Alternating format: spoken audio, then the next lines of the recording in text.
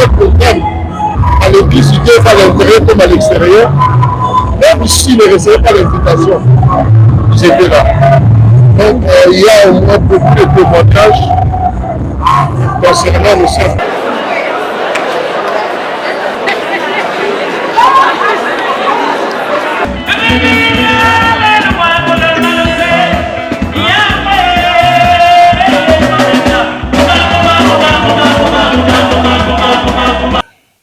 Groupe, il y a l'église, il y a restauration, il y a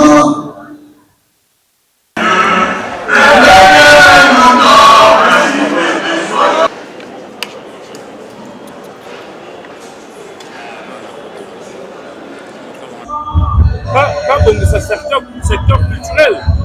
Nous avons une culture la plus riche de l'Afrique. Sur la musique chrétienne, nous sommes les pionniers dans ma camotale musique chrétienne. Alors, réputation m'a bêté, donc ma batterie vraiment Nzambe. Ça vraiment exemple où nous sommes besoin de Simafo Landa.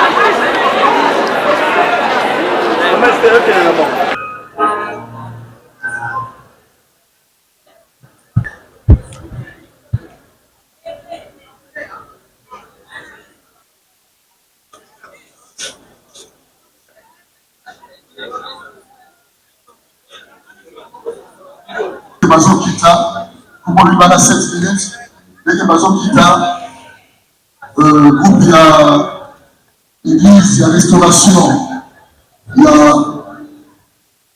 pasteur Bazo Koussa, après 7 minutes, après Bago, Basakoli, Baleki pour 10 minutes. Tout ça là-bas, dans le banc, 7 minutes, merci beaucoup.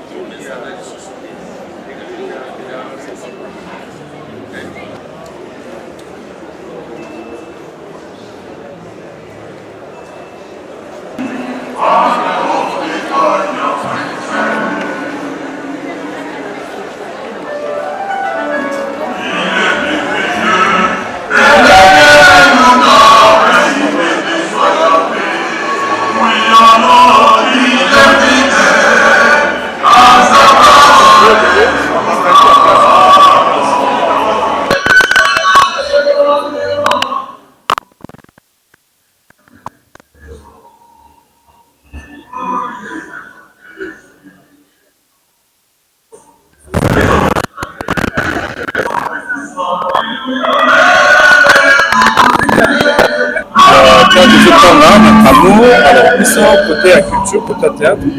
Alors Peggy, côté à musique. Et vous allez constater que dans la musique, le Saint-Esprit a fait comme un néoana, notre Babaki. Ils ont pu émerger parce qu'ils ont continué.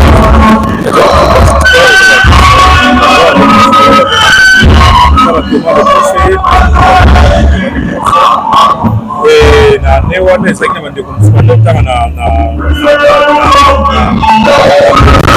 esemaka bapesa otali baparticularité baconflit banini ngai nazalaka habilité ya korépondre nango te parce que ndenge tolebeli ngai j'ai toujours été prôné l'union des artistes que la division. Je crois que bato bayete baza na bapêchement certainement baza na production bato baza na voyage bato baza mpe na matanga neti baza mpe na père et voilà donc je peux pas entrer dans ce secteur culturel. Nous avons une culture la plus riche de l'Afrique. Sur la musique chrétienne, nous sommes les pionniers dans ma musique chrétienne. Alors, Lucie a Lucie sur l'année l'histoire de malade elle était souffrante. Mais c'est comme si Azaïna Makoka était dans l'hôpital. Lucie a couffé à l'hôpital. C'est qui? Ceux qui Lucie a couffé dans l'hôpital, non, na maman ou bien à Chichi, on allait comprendre. Mais au coup à Lucie, ça on dirait à la qui délaissé. L'État, qui est là, biso, bateau, tout ça pour encadrer ma structure, ça pour récupérer l'artiste. On ne peut pas encourager cela. Je suis choqué, je suis indigné. Il y a un hasard pour interpeller. Il y a même sur la maman première ministre, le président de la nous osons croire que dans mes collègues, il y a artistes congolais qui font pas Niamaboité. Artistes à France, c'est honteux pour le Congo. Les loyaux, Rumba Nabiso, parce que Rumba, les patrimoine Nabiso, les chrétiens, les bêtes à Yango, les musiques sur les bêtes à Yango, les patrimoine. Et donc il faut l'État à Yango au sérieux, de manière à ce que acteur, il y a Jean culturel Wana, base à la locale ambassadeur, base à en considération. C'est mon indignation et je suis très choqué. Merci beaucoup.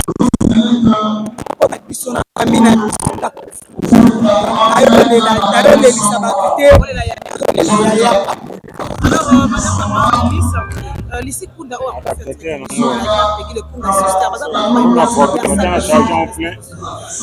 parenthèse nous pour ça là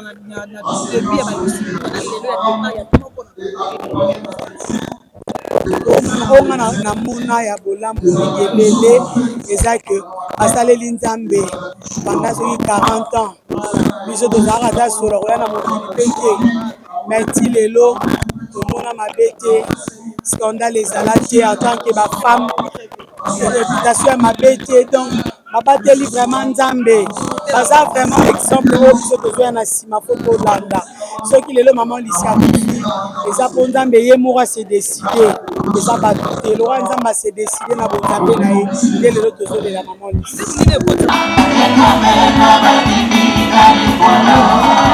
Oh, choisis Jésus aujourd'hui, car il est le chemin, le seul chemin qui conduit vers le ciel. Alléluia.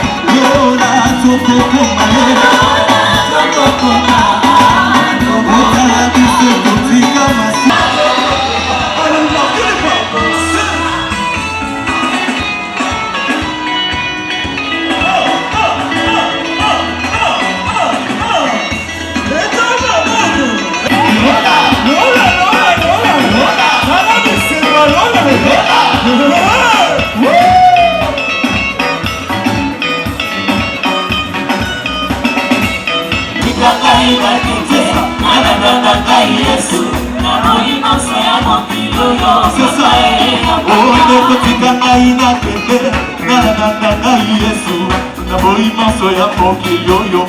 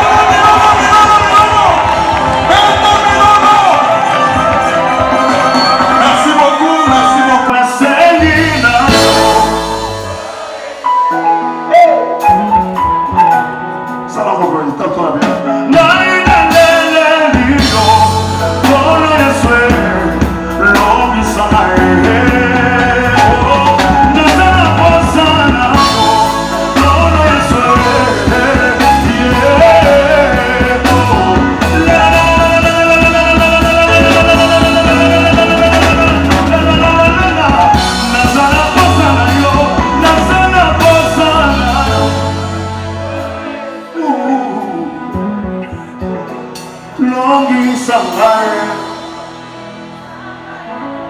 atokokama na famille babolo kokufa mobola te kotela ngai ata tozanga bandeko na gouvernement ata tozanga bagénéraux na famille nzoka na lona nazalaka na jésus nazima kolaka libanda mpona yo basusu bakoma badifaza na baeglise kaya mpona yo toyaka koluka yo nzamba mosundo nzoka pusu nzambe efutaka koleka pusu ya mokili namona moto akoki abotenda bamesa bima na sida namona moto akoki abakwata bima na kuta zokoto na ekene ebomoma na presence nzambe na kobima na nini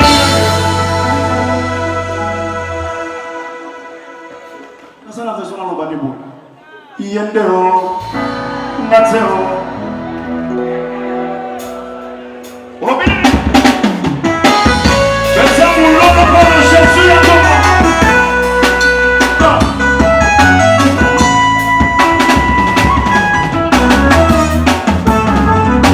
iyendero ngatero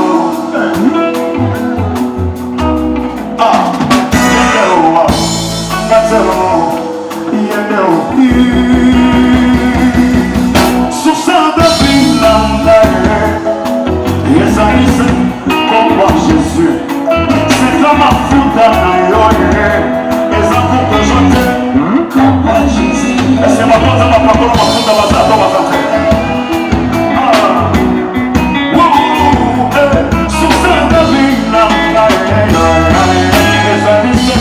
comme moi Jésus, c'est que y a peine du coup dans mon bobo, c'est ma langue comme moi Jésus, c'est comme ma parole, ma baguette. Ministre de Dieu, les alliés, comme moi Jésus. C'est là qu'il donne qu'on a eu, et ça m'a salé. Est-ce qu'il y a un autre qu'on va saler? On va saler ou bien?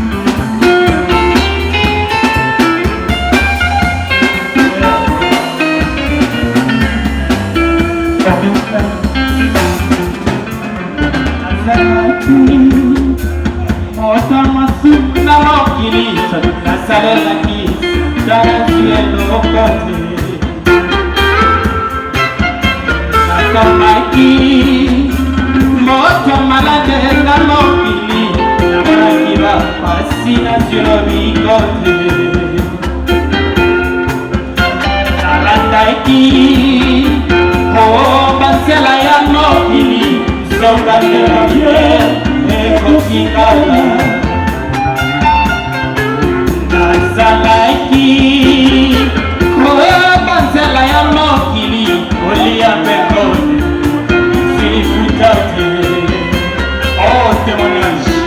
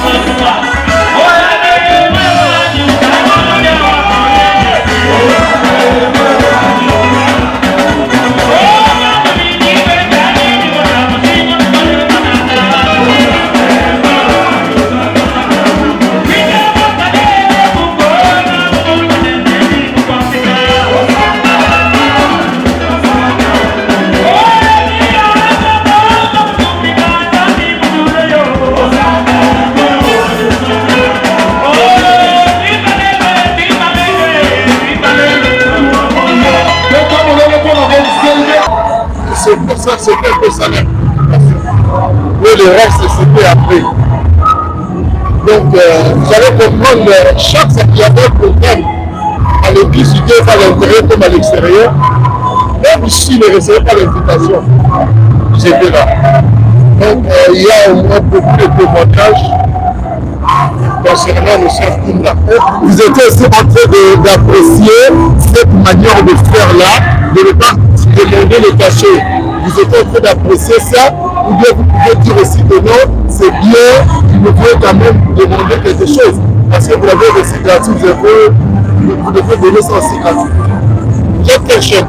Quand même, c'est révélé. La Bible dit que vous ferez mérite sur salaire.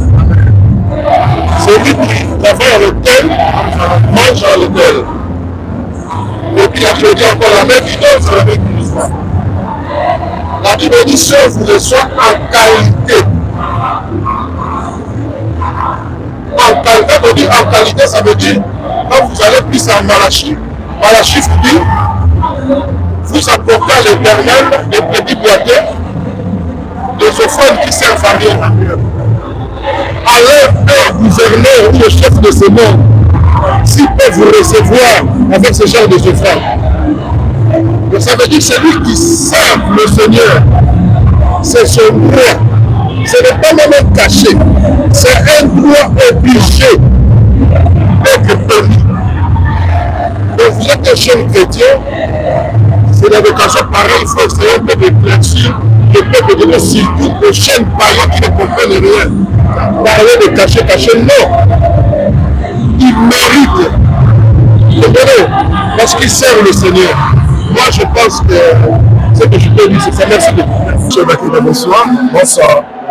Nous avons vu ici, dans cette activité de presse, vous êtes venu compatir avec la famille Kounda. Est-ce que vous avez eu des relations proches avec cette femme qui vient de nous laisser? Il a laissé là quelques semaines. Merci beaucoup. J'ai eu des relations proches, au point même de collaborer on a fait une chanson avec elle dans un album que j'avais fait avec les femmes. Je chantais avec 34 femmes, dont il y a Peggy et elle ici. On a fait une chanson ensemble. Donc c'est vraiment des gens avec qui j'étais très proche et on avait des très bonnes relations. Et quels sont les souvenirs que vous gardez par rapport à leur vie artistique surtout? Bon, c'est l'impact qu'elles ont apporté dans le corps du Christ en général, au travers de leur voix. Elles ont impacté, et surtout cette constance-là, ça fait des années. Nous, on était encore dans le monde, on les a trouvés dans ces choses et on a cheminé avec eux ensemble. Ça, c'est une grande bénédiction. Et vous avez quand même laissé une chanson de cette femme ici. Il y a une chanson que je chantais beaucoup d'elle, c'est la chanson qui dit Nakurusa nate Bulamu na Nzambe Nabo Inanga. Voilà. Ok. Nous vous remercions. Dieu vous et bénisse. une fois encore nos sincères condoléances. Merci.